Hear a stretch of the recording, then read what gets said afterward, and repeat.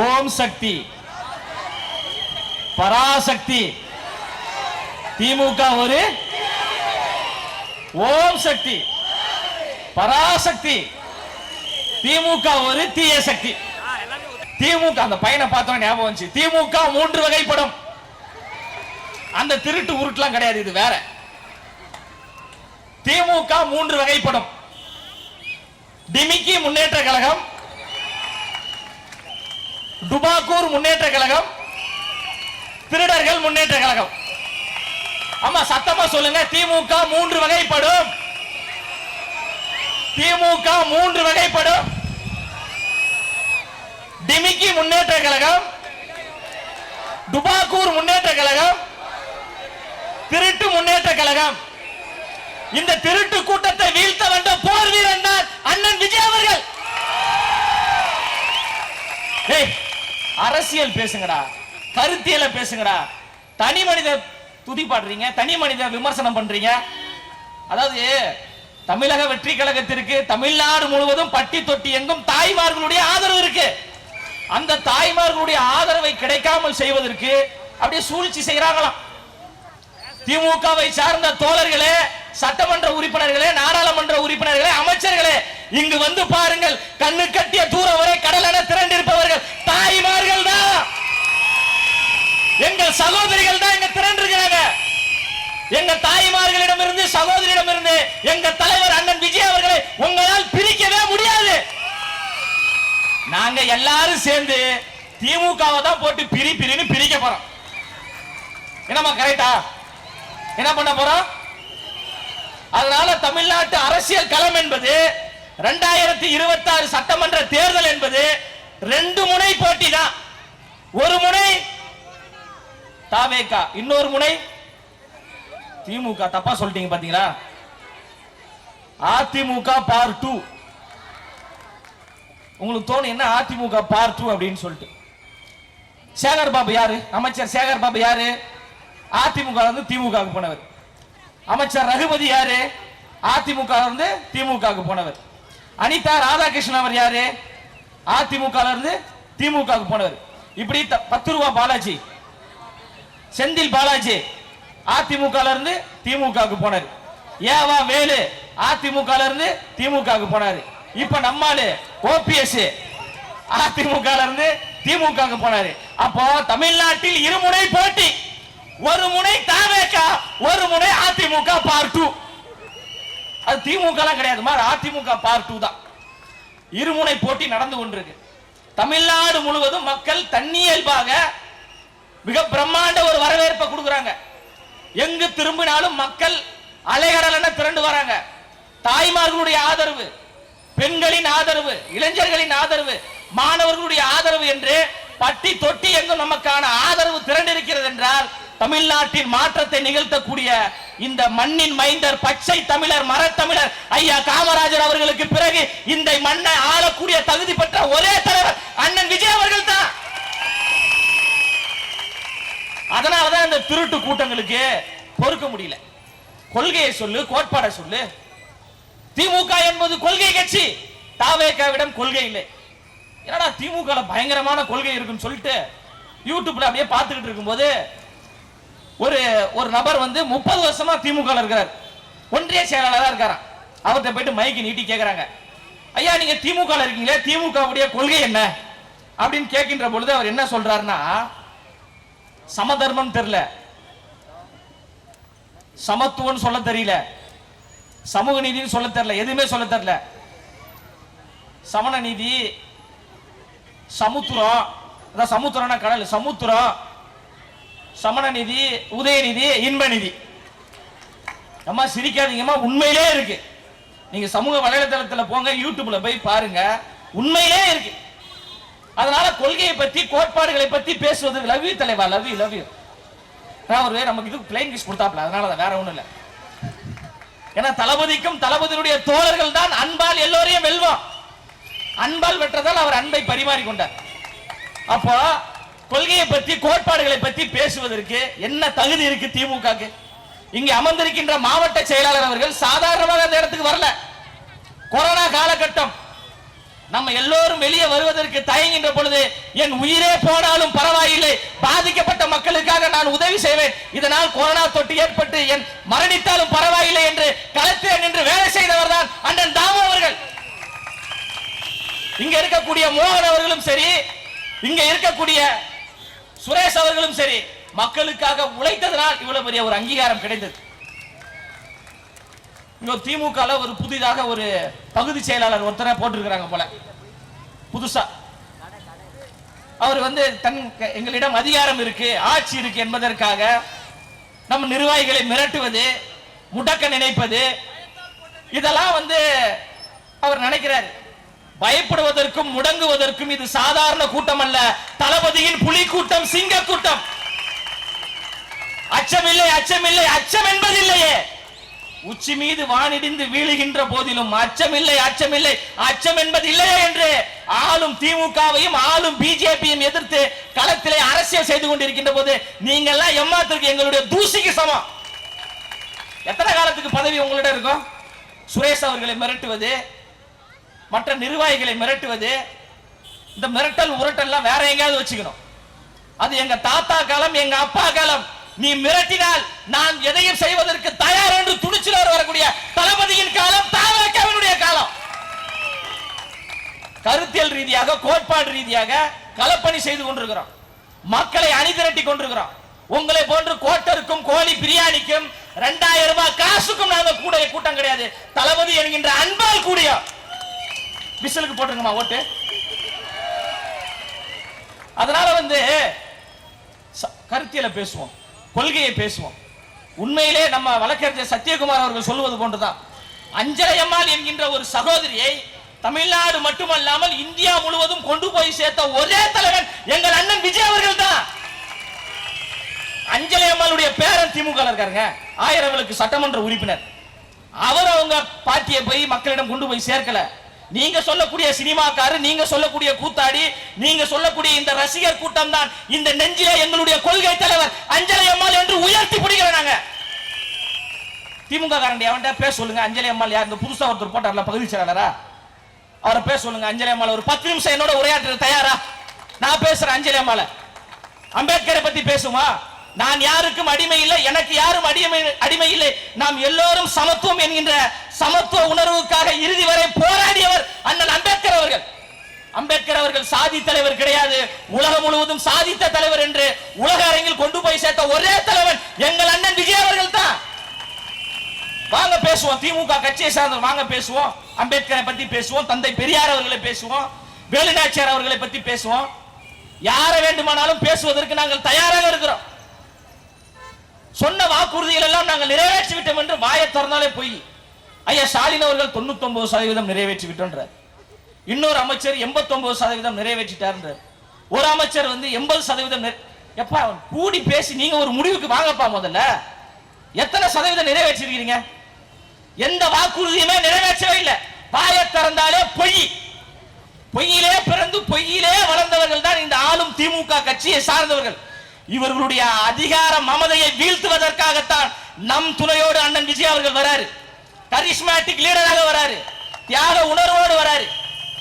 அவர் தான் கேட்கிறார்ல, எப்படி உங்களுக்கு இவ்வளவு சொத்து மதிப்பு வந்தது? தைரியம் இருந்தா, துணிச்சல் இருந்தா, திமுக கட்சியை சார்ந்தவன் உன்னுடைய சொத்து பட்டியலை வெளியிடா அப்படின்னு எங்கள் அண்ணன் விஜய் அவர்கள் கேட்கிறார்ல. வெளியிட யாராவது தயாரா? எல்லாம் நம்ம பணமா? கோடி கோடியாக கொள்ளையடித்த பணம். இந்த திருச்சி KN நேரு ஒருத்தர் இருக்கிறாருமா, அரசு வேலைக்கு 30 லட்சம், பணியிட மாற்றமா 35 லட்சம், 1200 கோடியை மோசடி செய்திருக்கிறார்.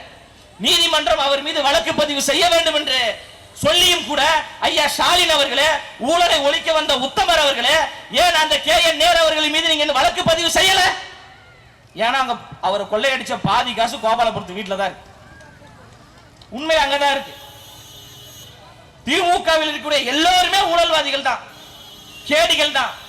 இந்த கேடிகளை வீழ்த்துவதற்காகத்தான் கோடிகளை வேண்டாம் என்று சொல்லிவிட்டு கோடியில் ஒரு தலைவனாக அண்ணன் விஜய் அவர்கள் வராரு. அதனால எந்த வடிவத்தில் எங்களை நீங்கள் முடக்க நினைத்தாலும் அவ்வளவு எளிதாக அவர் முடங்கக்கூடிய தலைவர் கிடையாது. காற்றாற்று வெள்ளத்தில் கரைந்து செல்வதற்கு நாங்கள் ஒன்றும் களிமண்கள் கிடையாது. அந்த காற்றாற்று வெள்ளத்தின் திசை வழி போக்கையே மாற்றக்கூடிய கரும் பாறைகள் என்பதை உணர்ந்து கொள்ளுங்க. 21 பேர் கூட்டணிங்க. ஒரு பக்கம் பூரா திருட்டு கும்பல் 21 பேர், ஒரு பக்கம் 10 பேர் கூட்டணி, ஒரு பக்கம் 21, ஒரு பக்கம் 10 பேர் சேர்ந்து ஒத்தை தலைவனை நீங்க எதிர்க்கிறீங்கன்னா அவன் தாண்டா இந்த மண்ணுக்கான தலைவன், மக்களுக்கான தலைவன். ஒத்த தலை ராவண தமிழ்நாட்டுடைய மொத்த தலைவர் களத்துல சந்திப்போம். நாங்க தான் நேரடியா சொல்றோமே, களத்துல சந்திப்போம். 234 தொகுதிக்கான வேட்பாளர் ரெடி. தலைவர் அவர்கள் அறிவிக்க போறாங்க. களத்துல நாங்க எதிர்கொள்ள போறோம், மக்களை சந்திக்க போறோம். தாய்மார்கள் எல்லோரும் எங்க பக்கம் தான் இருக்கிறாங்க. 5000 ரூபாய் காசு கொடுக்குறாங்களா? சட்டையை பிடிச்சி 5000 ரூபாய் பத்தாது, 10,000 கொடுன்னு கேளுங்க. அது நம்மளுடைய காசு. 10,000 ரூபாய் வாங்கிட்டு ஓட்ட விசிலுக்கு போட்டுருங்க. சரிங்களா? திருப்பி இந்த திருட்டு கூட்டத்தை மீண்டும் தமிழ்நாட்டிற்கு ஆட்சி அதிகாரத்துக்கு கொண்டு வந்தீர்கள் என்றால் தமிழ்நாட்டை இனி யார் நினைத்தாலும் காப்பாற்ற முடியாது. அப்ப தமிழ்நாட்டை மீட்பதற்காக ஒரு மீட்பராக வந்திருக்கக்கூடிய தலைவர் தான் அண்ணன் விஜய் அவர்கள். அம்மா, அவர்லாம் கோடி கோடியா பணம் பார்த்துட்டாருமா. அவர் பார்க்காத பணம் கிடையாது, அவர் பார்க்காத பேர் கிடையாது, அவர் பார்க்காத புகழ் கிடையாது. எல்லாவற்றையும் அனுபவித்து விட்டார் அவர். இதையெல்லாம் கொடுத்தது தமிழ்நாட்டு மக்கள். அந்த மக்களுக்கு நான் சேவை செய்ய வேண்டும், அந்த மக்களுக்கு உதவி செய்ய வேண்டும் என்பதற்காக அந்த மகுடத்தை கிரீடத்தை வேண்டாம் என்று தூக்கி எறிந்து வரக்கூடிய தியாக தலைவர் தான் அண்ணன் விஜய் அவர்கள். தியாக உணர்வோடு வராரு. ஐயா ஸ்டாலின் ஓவர், பாத்தீங்களா? அத ஓவர். ஐயா ஸ்டாலின் அவர்களே, உங்களுக்கு ஓவர்.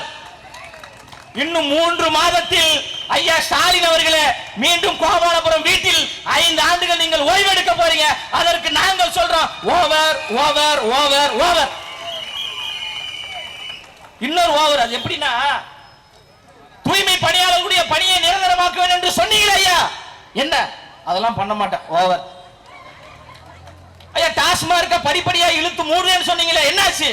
அதெல்லாம் முடியாது ஓவர்.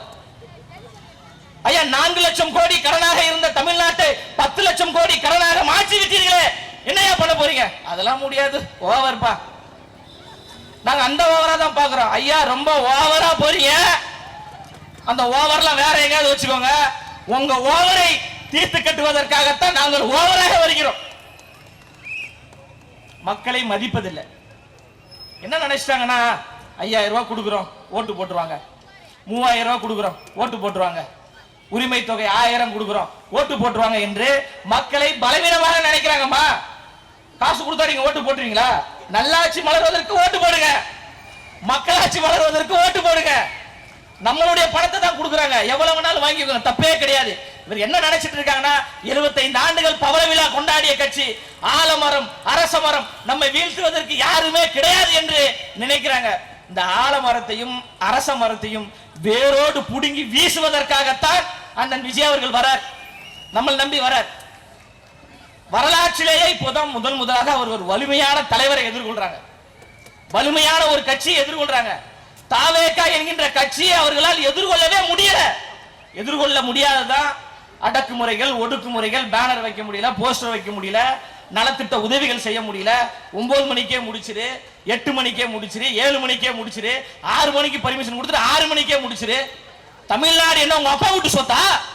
தமிழ்நாடு என்பது யாருக்கும் சொந்தம் கிடையாது.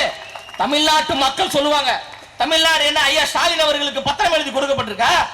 இல்ல தமிழ்நாடு என்பது நம்ம யாருப்பா சுதந்திர போராட்ட தியாகி யாரு? ஆகா, அவங்க கரெக்டா இருக்க. என்ன தலைவா நீ?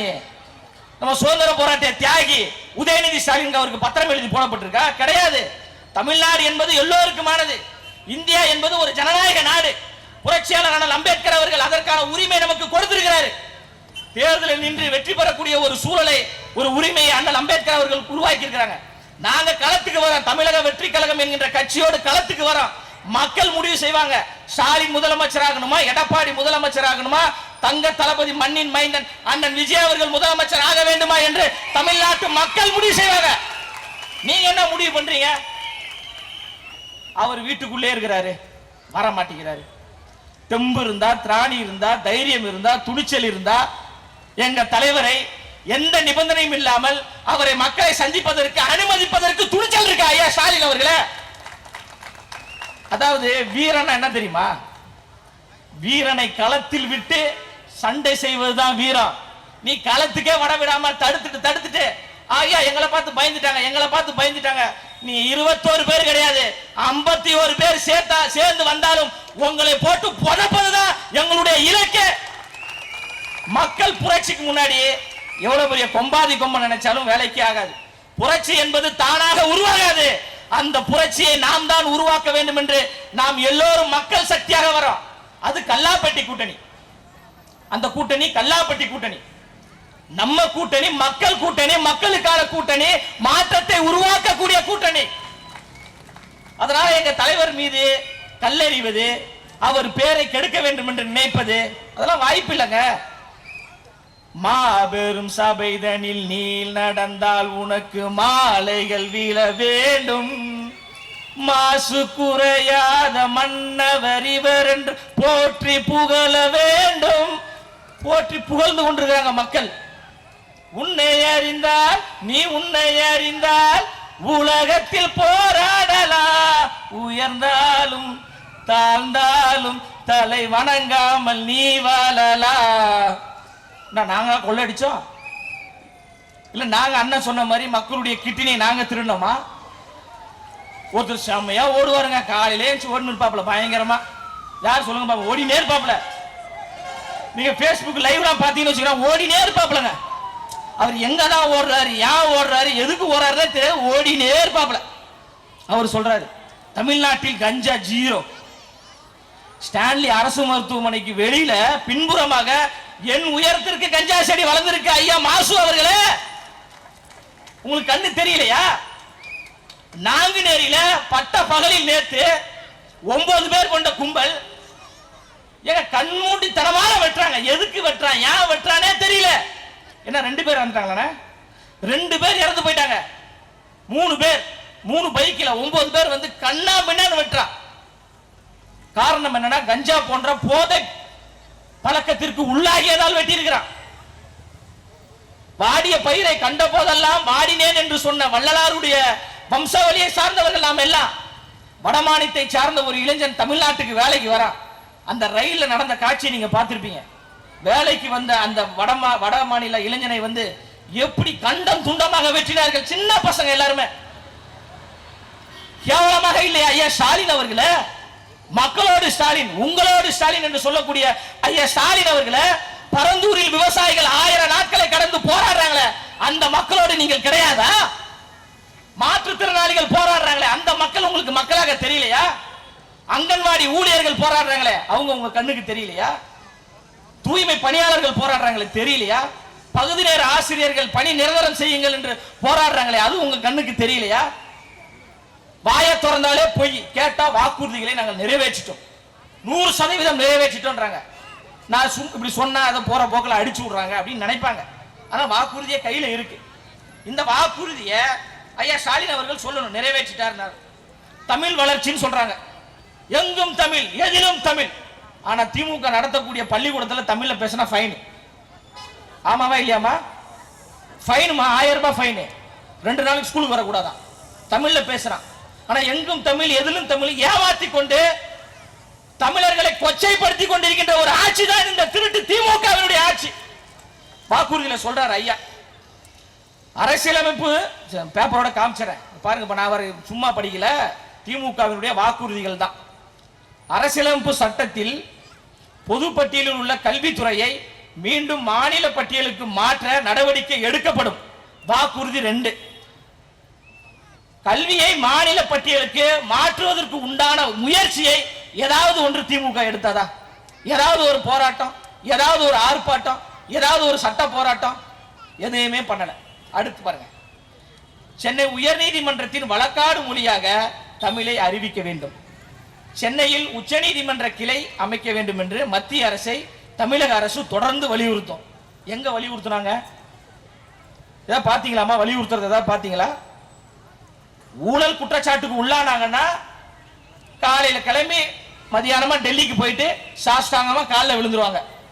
நீ சூரியன் நான் தாமரை வந்தால் தானே மலர்கிறே அப்படின்னு காலில் விழுந்துருவாங்க. இவர்கள் சொல்றாங்க பிஜேபியினுடைய பி டீம் தாவேகா. இல்ல ஐயா, ஐயா ஸ்டாலின் அவர்களே, நாங்க பிஜேபியினுடைய பி டீம்லாம் கிடையாது. உங்களை ஓட ஓட விரட்ட வரக்கூடிய மக்கள் டீம், மக்களுக்கான மெயின் டீம். எந்த இடத்துல பிஜேபியினுடைய திட்டங்களை நாங்க வந்து எதிர்த்தோம், ஆதரிச்சோம்? எந்த இடத்துல ஆதரிச்சோம்? ஒரே நாடு ஒரே தேர்தல் மோடி கொண்டு வந்தார். மோடியில் அவங்க டாடி வந்தால் நாங்க எதிர்ப்போம்னு சொன்னோம். ஒரே நாடு ஒரே தேர்தலை எதிர்த்தோம். வக்பு சட்ட திருத்தமா எதிர்த்தோம். எல்லாவற்றையும் எஸ்ஐஆரா எதிர்க்கிறோம். ஒன்றிய பிஜேபியினுடைய ஆதிக்கம் தமிழ்நாட்டுக்குள் வரக்கூடாது என்று மூர்க்கமாக நாங்கள் எதிர்த்து கொண்டிருக்கின்ற பொழுது எங்களை பார்த்து பிஜேபி பி டீம் என்று சொல்வதற்கு வெட்கமா இல்லையா திமுகக்கு? அதனால வந்து பேப்பர் வர கொடுத்துட்டாங்க, டைம் வர ஆகி போச்சு போல. அதனால வந்து மக்களே விழிப்படைந்து கொள்ளுங்கள். தொண்டை தண்ணி கிளிய கத்துறோம். அண்ணன் தீப்பொறி திருமலை அவர்கள் பொங்குறாருன்னா எதற்காக? இப்ப அடுத்த அண்ணன் கேவி தாமோ அவர்கள், அவருக்கு ஒரு பேர் வைக்கணும் போல. அவரும் வர வர மிக சிறப்பாக அண்ணன் வர பேசுறாரு. இப்ப அவரும் வந்து பேசுவார். எதற்காக? எல்லாம் எளிய பிள்ளைங்க, எல்லாம் பாமர மக்கள், நடுத்தர குடும்பம். 2026 சட்டமன்ற தேர்தல் என்பது பண்ணையாருக்கும் பாமரர்களுக்கும் இடையே நடக்கக்கூடிய அரசியல் போர். அதில் பண்ணையார் கட்சி திமுக, பாமரனுடைய கட்சி தாவேக. அப்போ பாமரர்களுக்கு தலைமையேற்றக்கூடிய தலைவர் தான் அண்ணன் விஜய் அவர்கள். பாமரர்கள் வெற்றி பெற வேண்டும் என்றால் நாம் எல்லோரும் வாக்கு செலுத்தணும். விசிலுக்கு தடை. அண்ணா கண்டக்டர் உங்களுக்கு விசில் கூட விடுறாங்களா இல்லையா? கழுத்துல போட்டிருக்காரு விசில், அவருக்கே சிரிப்போது. விசிலுக்கு தடை. சரி, எங்க அண்ணி இருக்காங்களா துர்கா ஸ்டாலின், காலையில இட்லி சட்னில இட்லி அவிப்பாங்கல்ல, அவிக்கும் போது சத்தம் வருமா? என்ன சத்தம் வரும்? சட்டியில இருந்து விசில் வரும்ல. ஐயா ஸ்டாலின் அவர்கள் வந்து அம்மா விசில் சத்தம் கேட்டுச்சு அந்த இதுல இட்லி குக்கர்ல குண்டால, அந்த இட்லி எனக்கு வேணான்னு ஐயா ஸ்டாலின் அவர்கள் சொல்லுவாரா? சேப்பாக்கம் ஸ்டேடியத்துல விசில் ஊதுறதுக்கு தடை. ஆனா அதுலயும் தலைவர் கிங்குங்க. என்னன்னா சேப்பாக்கத்துக்குள்ள விசில் போக கூடாதான், விசில் எல்லாம் புடிங்கி வச்சுட்டாங்க. அந்த நிகழ்ச்சி ஆரம்பிக்கிறதுக்கு முன்னாடி கலை நிகழ்ச்சி நடக்குது. நம்ம அனிருத் பாட்டு போற ராவண மவண்டா ஃபர்ஸ்ட் பாட்டு அதான் மிக சிறப்பா பயங்கரமா பண்ணி விசிலுக்கு தானே தடை சொன்ன. அந்த விசிலை உருவாக்கிய தளபதியினுடைய புகழையே அந்த கிரவுண்ட்ல பாடுறாண்டான்னு பாட்டு முழுவதும் பாடினாரு அனிருத். எல்லா பக்கமும் நம்ம ஆள் இருக்கு. ஐயா ஸ்டாலின் அவர்களே, ஸ்டாலின் அவர்கள் வீட்டிலேயே நம்ம ஆள் இருக்கு. ஆனா உண்மைதான்ப்பா, ஸ்டாலின் அவர்கள் வீட்டிலேயே நம்ம ஆள் இருக்கு. அந்த ஆள் வேற யாரும் கிடையாது, ஐயா ஸ்டாலின் அவர்கள் தான். அதே நடை, அதே உடை, அதே பாவனை. நம்ம தலைவர் மக்களை சந்திக்க போகும்போது அப்படி பண்ணுவார் பாத்திருக்கீங்களா? ஒரு வீடியோ அதான் பார்த்துட்டு தான் ஓவர் எல்லாம். அவர் எல்லாமே வந்து அவர் அடுத்த தளபதியாக தன்னை அப்படியே நினைச்சுக்கிட்டாரு. அதனால தலைவர் சொல்ற மாதிரி ஐயா ஸ்டாலின் அவர்கள் ஒரு அவசரத்தில் ஓட்டு போடுகின்ற பொழுது உதயசூரியனுக்கு போடாமல் விசிலுக்கு தான் போட போகிறார். அந்த அளவுக்கான தாக்கத்தை தமிழக வெற்றி கழகம் உருவாக்கி இருக்கு, தமிழக வெற்றி கழகம் ஏற்படுத்தி இருக்கு. தாவேக என்பது சாதாரண அரசியல் கட்சி கிடையாது, தமிழ்நாட்டில் சரித்திரத்தை ஏற்படுத்தக்கூடிய அரசியல் மாற்று புரட்சி. தாவேக என்பது மற்றும் ஒரு அரசியல் கட்சி கிடையாது, மாற்றத்தை ஏற்படுத்தக்கூடிய அரசியல் புரட்சி. தாவேக என்பது முதன்மை சக்தி, பிரைமரி போர்ஸ். அதனாலதான் நம்ம தலைவர் முதலமைச்சர் வேட்பாளராக வர. அதான் நீங்க எல்லாத்தையும் உணருங்க. இல்லாத பொல்லாதது எல்லாத்தையும் சொல்லுவாங்க, காது கொடுத்து நல்லா கேட்டுட்டு விசிலுங்கப்பா, காது கொடுத்து நல்லா கேளுங்க. பாட்டியம்மா உங்களுக்கு தான் சொல்றேன், பச்சை கலர் சேலை கட்டிருக்கீங்களே அப்படியே எங்க பாட்டி மாதிரியே இருக்கீங்க. திமுக காரங்க வருவாங்கம்மா, ஒரு 2000மோ 3000மோ எடுத்துட்டு வருவாங்க. அது நம்ம காசு தான், வாங்கிக்கோங்க. வாங்கிட்டு தப்பு தப்பா சொல்லுவாங்க, இல்லாதது பொல்லாத எல்லாத்தையும் சொல்லுவாங்க. எல்லாத்தையும் இந்த காதுல வாங்கிட்டு புடவையில இந்த விசில முடிஞ்சு வச்சுக்கோங்க. அவரை கூப்பிட்டியோ, நீ இந்த காது இவ்வளவு நேரம் நீ பேசுறத நான் இந்த காதுல கேட்டேன், நான் திருப்பி உனக்கு பதில் சொல்லு, நீ இந்த காதை காட்டுன்னு 3000 இல்லடா நீ 10,000 கூட கொடு, ஆனா என் ஓட்டு அப்படின்னு ஒரு விசில ஊதிட்டீங்கன்னா அம்மா ஜென்மத்துக்கு உங்க வீட்டு பக்கமே வரமாட்டாப்புல, காது கேட்காது. அதனால உங்களை நம்பிதான், இங்க திரளாக கூடியிருக்கின்ற இந்த தாய்மார்களை நம்பிதான் அண்ணன் விஜய் அவர்கள் வராருமா, வேற யாரையும் நம்பல.